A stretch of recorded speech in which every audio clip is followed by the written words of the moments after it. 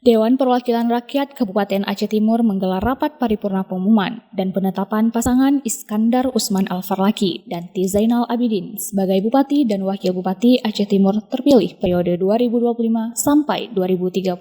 Acara yang dilaksanakan di ruang sidang A Gedung DPRK tersebut dihadiri oleh 35 dewan dari 40 dewan Aceh Timur, serta turut hadir tamu undangan dan Forkompinda. Ketua DPRK Aceh Timur, Musaitir, berharap kepada pasangan bupati terpilih nantinya dapat bekerja sama secara maksimal demi mewujudkan Aceh Timur adil, makmur, dan sejahtera. Dirinya juga berharap pada bupati terpilih ini nantinya juga dapat membuka peluang pekerjaan seluas-luasnya bagi rakyat Aceh Timur. Agenda hari ini adalah memparipurna hasil keputusan KIP ataupun di mana Panwas serta hasil daripada MK RI di Jakarta.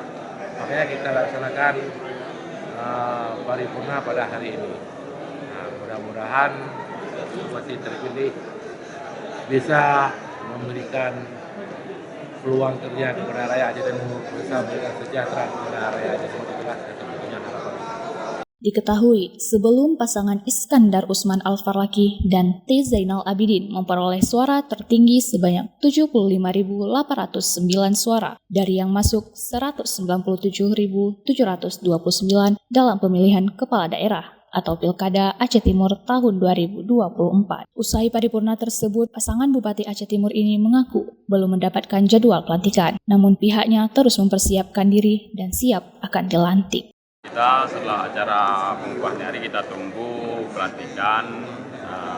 Mungkin yang kita ketahui bersama belum terjadwal tanggal pelantikan. Ini habis ini mungkin berkas ataupun bahannya dibawa ke Banda Aceh, selanjutnya diteruskan ke Mendagri, baru turun SK, baru bisa dijadwalkan kapan acara pelantikannya. Saya rasa begitu aja. Dari Kabupaten Aceh Timur, Romi Syaputra melaporkan untuk Puja TV.